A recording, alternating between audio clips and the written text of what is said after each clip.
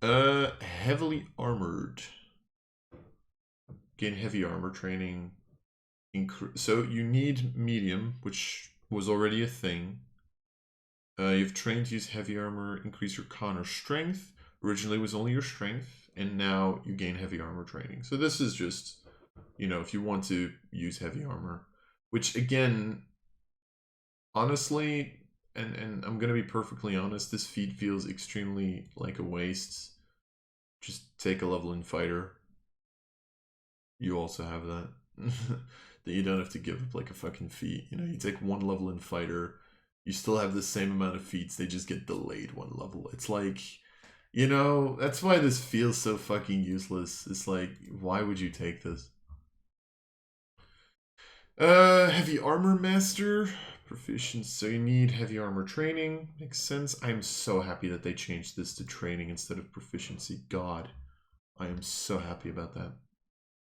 Use your heavy armor to deflect strikes, granting you the following benefits. Increase your counter strength score by 1 to a maximum of 20, which again originally was only your strength score. And when you're hit by an attack while wearing heavy armor, any bludgeoning, piercing, or slashing damage dealt to you by that attack is reduced by an amount equal to your proficiency bonus. Okay, I am extremely happy by what they did with this. I'm going to tell you why. The original feat only worked on bludgeoning, piercing, and slashing from non-magical weapons. To be fair, there's a lot of creatures that attack with claws. There's a lot of creatures that have other ways to do this. But here it's just straight up bludgeoning, piercing, slashing.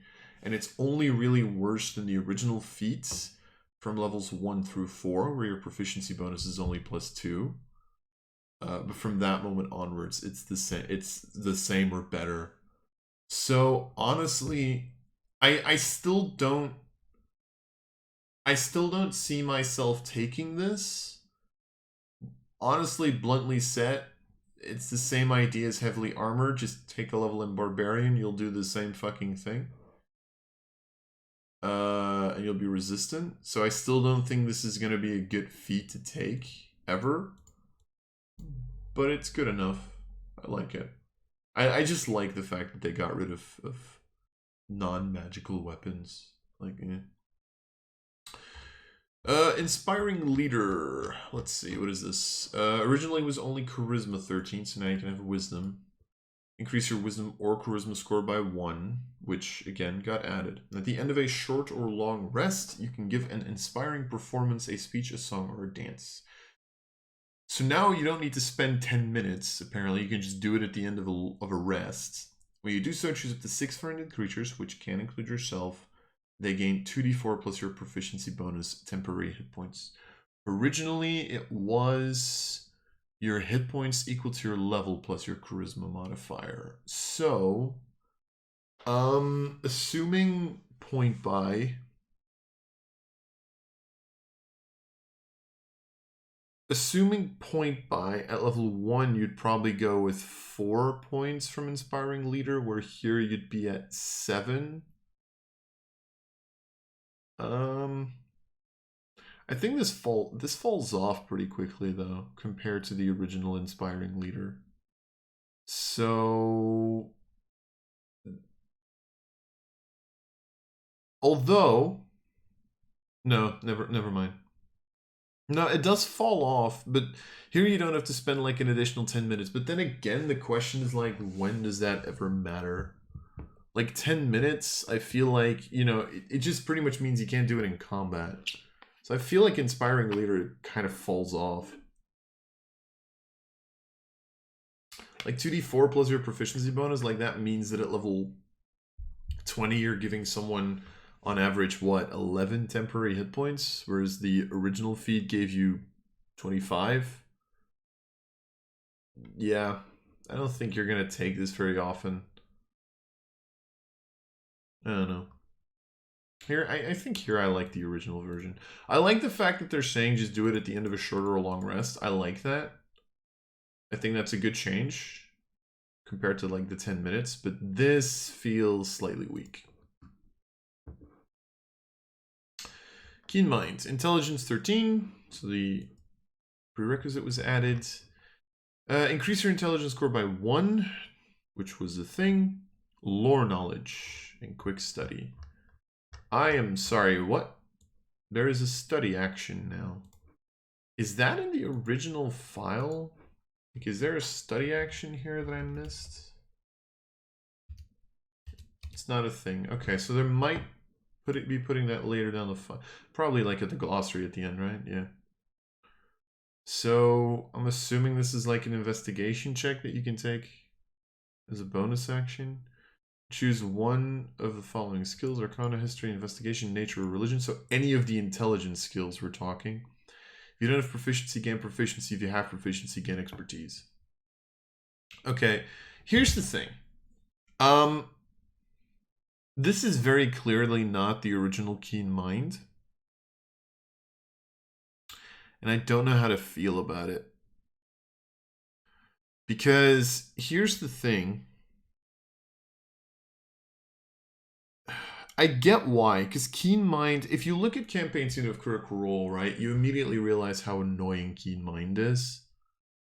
Because you have to, like, remember details and stuff, and someone who plays it well can get a lot of information out of this. So they made it an easier to handle feat, which I get, but it kind of takes away, like, the fun part of Keen Mind, I think. I don't know.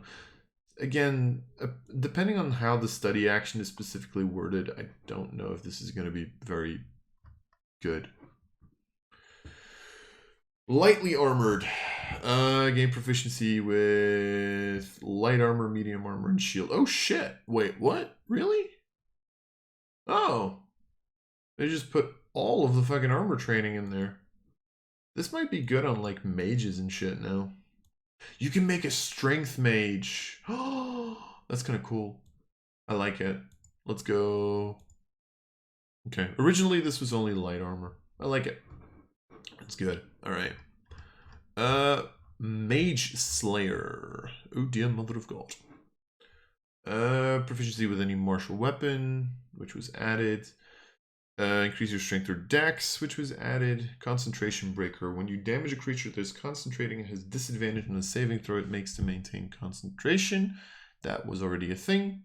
And guarded mind. If you fail in intelligence, wisdom, or charisma, you can cause yourself to succeed instead. Ooh. That's actually pretty good. I do like, especially like wisdom saves. Originally it was you have advantage on saving throws against spells cast by creatures within 5 feet. And originally you could make attacks against creatures that cast a spell within 5 feet of you. So this isn't niche, to be fair. Like, concentration happens a decent amount, and this is just flat out intelligence, wisdom, or charisma, which, to be fair, intelligence and charisma barely ever happen, right? Are like the lowest rolls, like the lowest amount. Pretty much if you would order the amount of times you would roll each save, I think like dexterity would be at the top, then probably wisdom, then like strength and constitution, and then like those last 3 might be switchable depending on your game, and then charisma and intelligence you barely ever roll. So this doesn't feel like a great feat either, personally, but anyway. Medium armor master. Oh dear mother of God. Okay. Oh right, yes. Cool. Yeah, so pretty much this is increase your strength or dex by 1. And while you're wearing medium armor, you can add 3 rather than 2 to your AC if your dexterity is 16 or higher. They removed the fact that medium armor doesn't give you a disadvantage on your dex checks, which is weird, but I can live with it.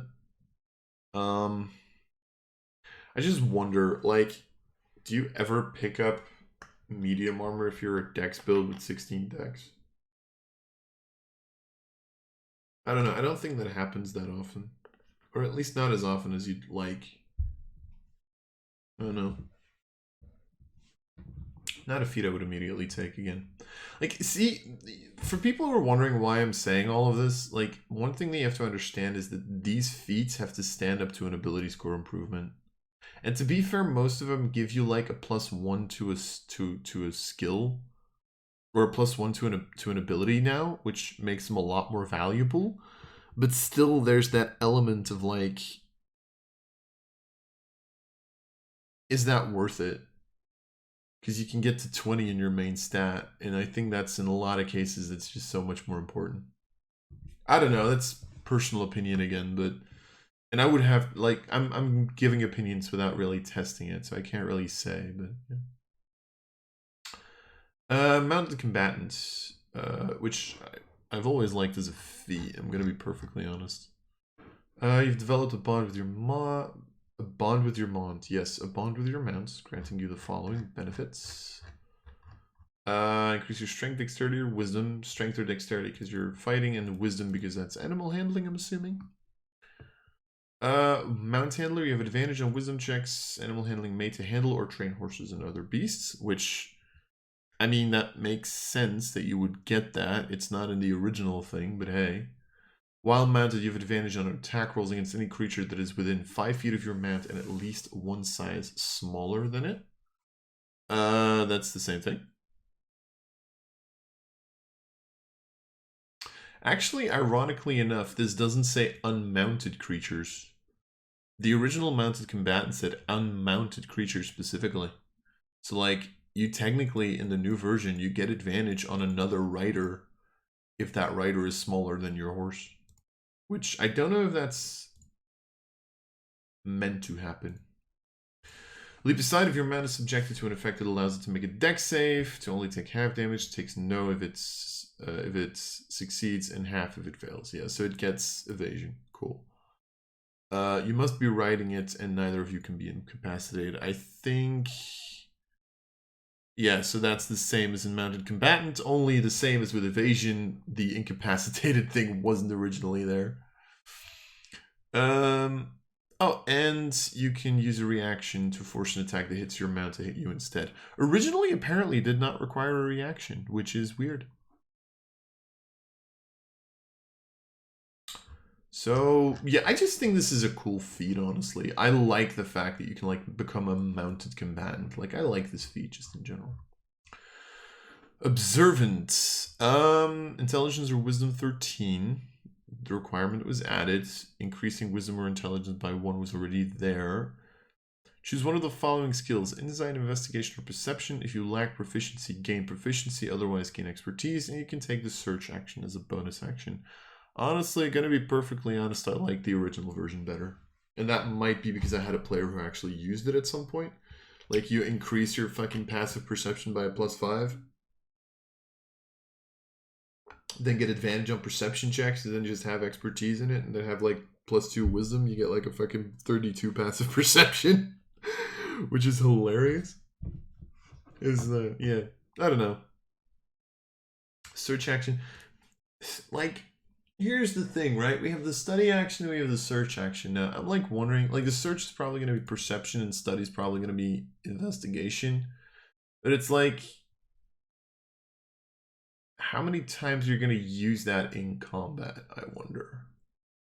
To be fair, I will say, if one of your players has this feat, you should probably allow them to get value out of the feat. But that's, you know, DM thingies again, so I don't know. Polearm Master, prefer proficiency with any martial weapon. Again, I just find it weird that it's not with, like, just proficiency with polearms. Or like the warrior group or something like that. Increase your strength score by 1. So that got added. Sure. Immediately after you take the attack action and attack with a weapon that has the heavy and reach properties. Okay. You can use a bonus action to make a melee attack with the opposite end of the weapon, dealing a d4.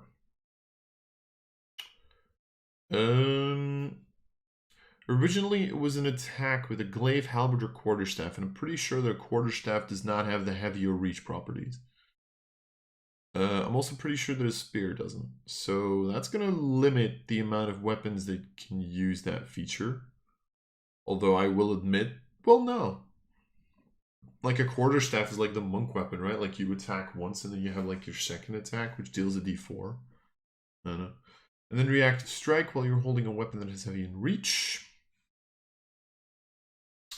You can use your reaction to make one melee attack against a creature that enters your reach. So it seems similar enough to the original polearm, just to the additional ability score improvement. So yeah, that's decent. Resilient. Not repeatable. Oh shit. Resilience not repeatable. Okay. That slightly surprises me. I don't remember, because technically it doesn't say that you can take Resilient, the original Resilient either, but I would have thought they would have made that a thing. It's pretty much just, you know, you choose one ability with which you lack a saving throw proficiency, increase the chosen ability by 1, and then you get a saving throw proficiency. So yeah, you pretty much get a +1 and saving throw proficiency in it. So that's still exactly the same. Ritual caster, is that still a thing? Do you still care? Oh wait, no, you do, right? Because this just allows you to learn a couple of rituals, I think. Which, again, by the way, I don't know if it matters really, because usually those are combat spells, but like this also can't be taken with Elemental Adept, then I'm assuming. Because here what's happening is you increase your intelligence, wisdom, or charisma by 1. Choose 2 first level spells that have the ritual tag from any of the spell lists. You have those 2 prepared. You can cast them with any spell slots you have. Okay, so you can cast them with spells that you have. And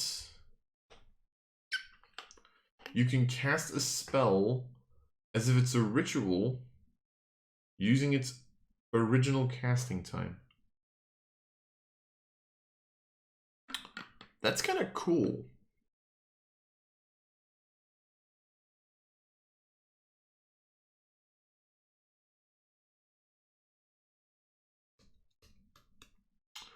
Hold up. Okay, so here's the differences. Originally, Ritual Caster allowed you to... First of all, originally, Ritual Caster didn't take Charisma as a possible ability, which is cool. I like that. Second of all, originally, Ritual Caster still gave you 2 first level spells, but you were able to write down spells into your ritual book, so you were able to get more spells over time. So that's a little bit of a downside. But you didn't get the final like quick ritual. So I like this because this pretty much means that you have like you have a free casting of a spell that usually, you know, requires a ritual. Like you can pretty much put alarm in here or something like that, and you can just like cast alarm for free. And honestly, I think that this makes this a decent feat even for like wizards and shit. So yeah, I like it. I like it. Sentinel, yay, best fucking feat in the game. I don't know if it is. It's a really good feat though. Proficiency with martial weapons, there we go again. Master technique, you can't take this on a monk anymore then, can you? Do monks have proficiency? Oh, they have proficiency in short swords usually, right? Which is a martial weapon. Yeah, it's fine. Okay, so increase your strength or dexterity score by 1 to a maximum of 20. Immediately after a creature within 5 feet of you takes a disengage action or hits a target other than you. So if they try to... Oh, wait. Ooh. Ooh. Ooh.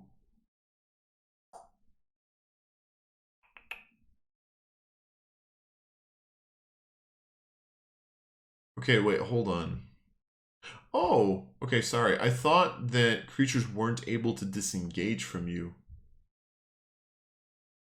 Okay, no.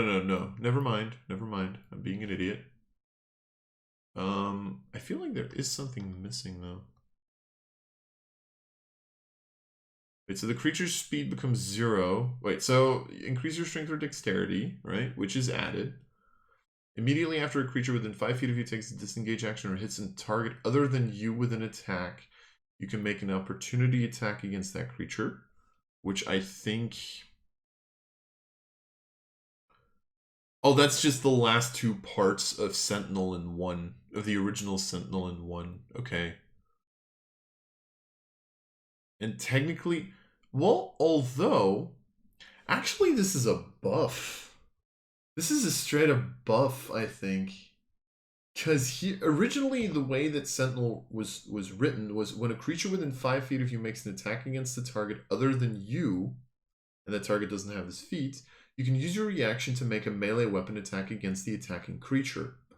Here, it specifically states immediately after a creature within 5 feet of you takes the disengage action or hits a target other than you with the attack.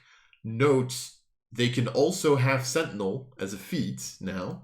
You can make an opportunity attack against that creature. Originally, and then when you hit a creature with an opportunity attack, the creature's speed becomes 0 for the rest of the turn. In the original feat, if they attacked another target, you took your reactionary attack, they could walk away. Now they can't. So that's really interesting. That made Sentinel became more powerful, I think. If I look at the reading, I don't think they lost anything, which is hilarious for me. Okay, yeah, sure. Sharpshooter. I'm sad about this one. So proficiency with any martial weapon.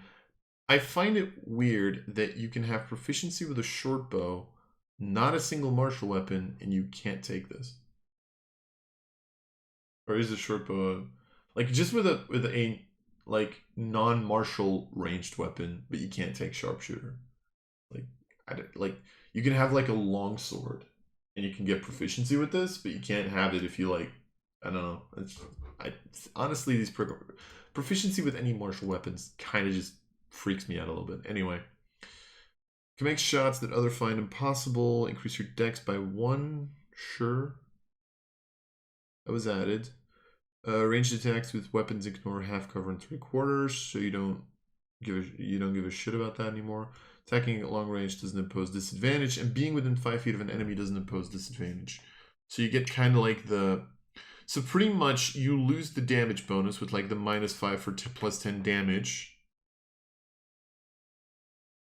But you don't impose disadvantage on your ranged attack rolls with weapons. So you kind of get the crossbow expert part. And then the rest is like, you know, the long range and the... To be fair, I will say this. I used to take sharpshooter because it would give me like these giant range builds where you'd like fight with a longbow, stand like halfway across the world and just shoot people. It's like the only reason that I picked up sharpshooter in the past was literally for that. So honestly, I'm not sad about this. The -5 plus 10, I've never been a fan of the -5 plus 10 personally. But yeah, I don't know. I think this is fine. Although on sharpshooter it had a lot more value because a lot of creatures that, or a lot of players that would use sharpshooter would also get like archery as their fighting style and get a +2, so it'd be only a -3. And I don't know. I think this is fine. I think this is still pretty playable if you just want to like play a long range build. I think this is still a fine feat. I think Great Weapon Master got shafted a little harder, if I'm being perfectly honest. Shield Master. Okay, Shield Master an original feat? A new one? Could be. Oh no, it's not. Never mind. Shield train. Okay, so you need to be able to use a shield for shield training. Who would have guessed? I mean, they have to put it there, of course, but still. Train to use shields not just for protection, but also for offense. So you get the strength, or you get the strength increase, which is okay. Were there any? No, there weren't any stat requirements. Cool. If you attack a creature within 5 feet of you as part of the attack action, hit with a melee attack, you can immediately bash the target with your shield if it is equipped, forcing the target to make a strength save against DC equal to 8 plus your strength plus your proficiency. On a failed save, you knock the target prone or push it 5 feet away. You can use this benefit only once on each of your turns. If you're subjected to an effect that allows you to make a dexterity saving throw to take only half damage, you can use your reaction to take no damage. if you succeed on the saving throw and are wielding a shield. So this is not really evasion because you do still have to save.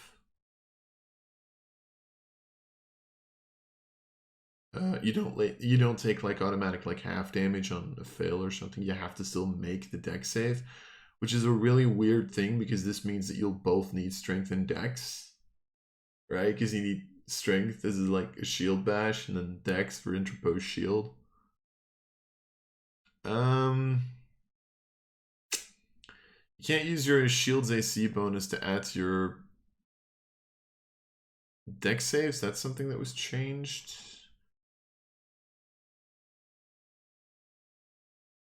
So pretty much the last ability, interposed shield, is from the original feats. And I think...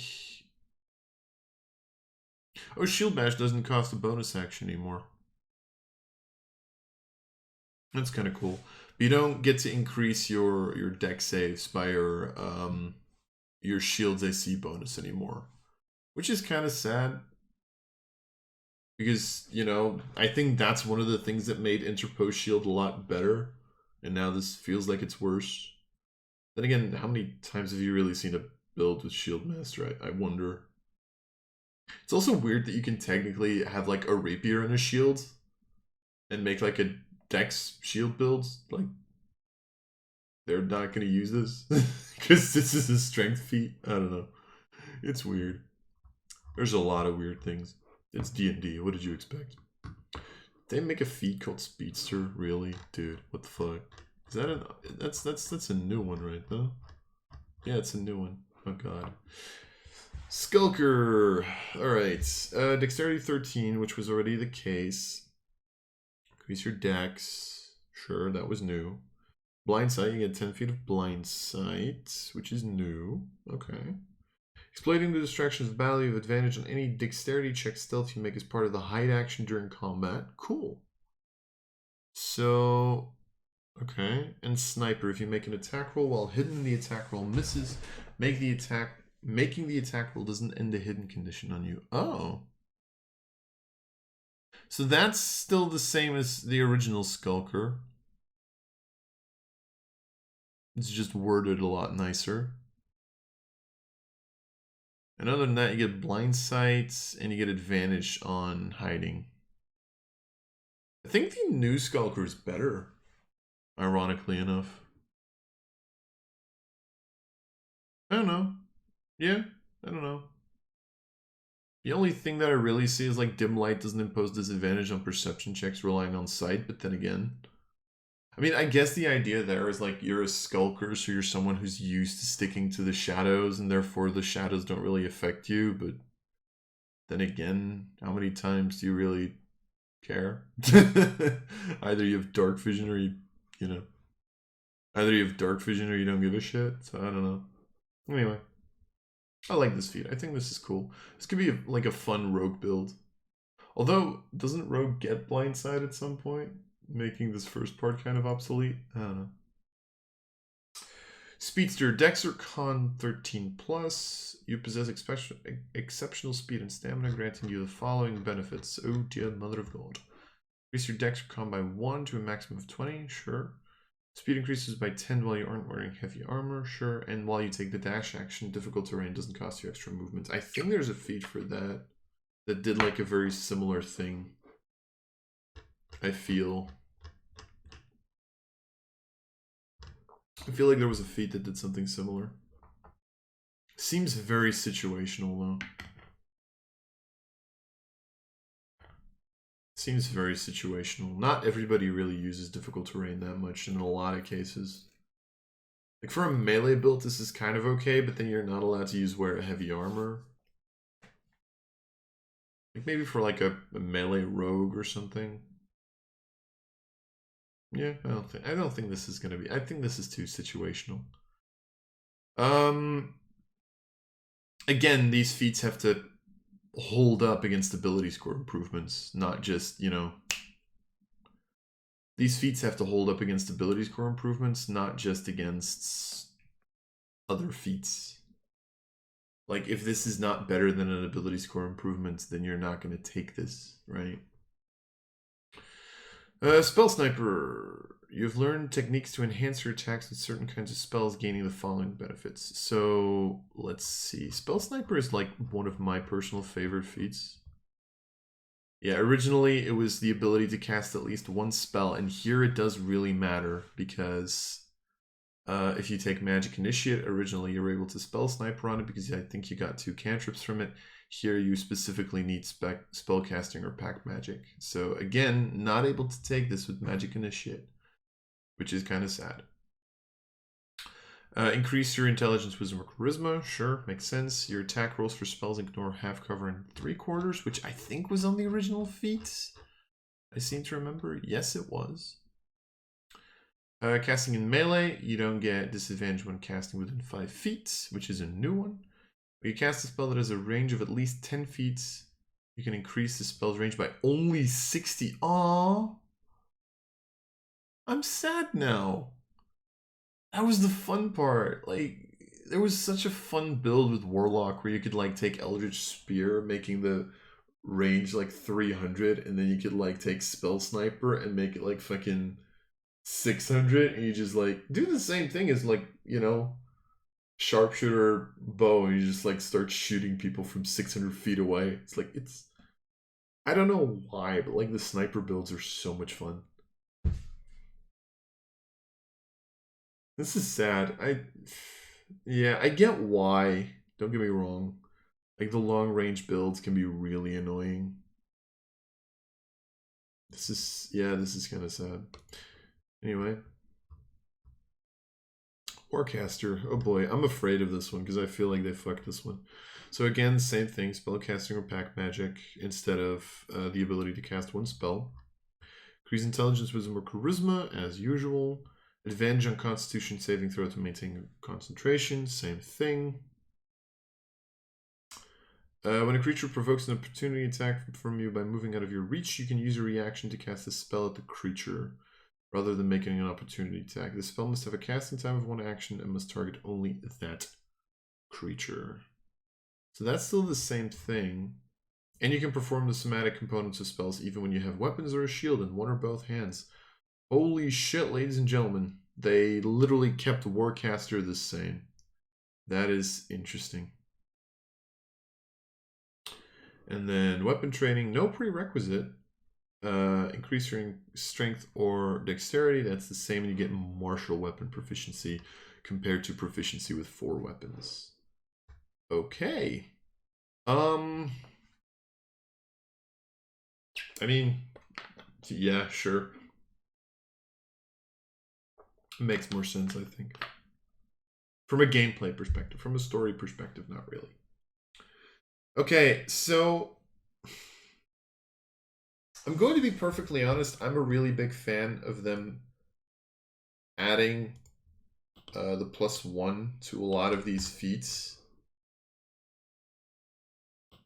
The problem here, and I know that I'm speaking as a min-maxer right now, is +1 and +2 makes such a horrendous difference in D&D.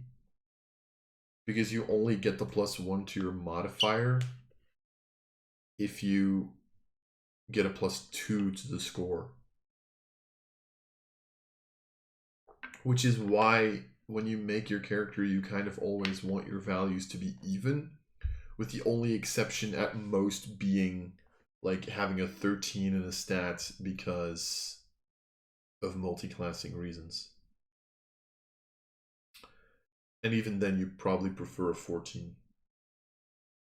And I think there's gonna be a lot of players who are now going to put their main stat up to 17, pick up a feat for the additional +1, make it an 18, and then go into ability score improvement. I think that's what's going to happen to a lot of these feats now, which I don't know if that's a bad thing. I don't necessarily even think that's a bad thing. I actually think that's a good thing because it allows us to use a lot more feats. But even then, I can't say I don't know. I've been thinking about maybe allowing my players to take both a feat and an ability score improvements as long as it's at a level where every single class gets their ability score improvements. So fighters don't get it at like 6 and 14, right? Rogue doesn't get it at 10, just like at 4, 8, 12, 16, 19. You can't really do that with this because then you get like a +3 to everything.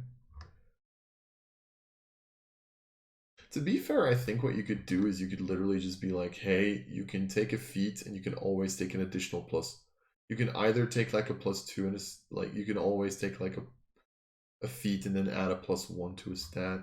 You could still do that with this, I guess, and then you'd still have like the feats and because I like feats. I think feats are a great addition to the game. It's just they're always fighting against the concept of the ability score improvements, which is sad, I think. I remember one of my best friends was literally thinking like, I think maybe it would have been way more fun if you had both, if you had like a feat and an ability score improvements. And I don't disagree, to be perfectly honest. So I don't know. I would have to see this in testing. But honestly, I still think a lot of these feats are either going to be too niche, too dependent on your character kind of just playing around with it, or not used at all unless put like on an item. Like Inspiring Leader is like the one that I think off the top of my head, right? Like Inspiring Leader is not a bad feat and it's a fun little ability to have. But are you ever going to give up boosting your main stats by 2 to pick this up?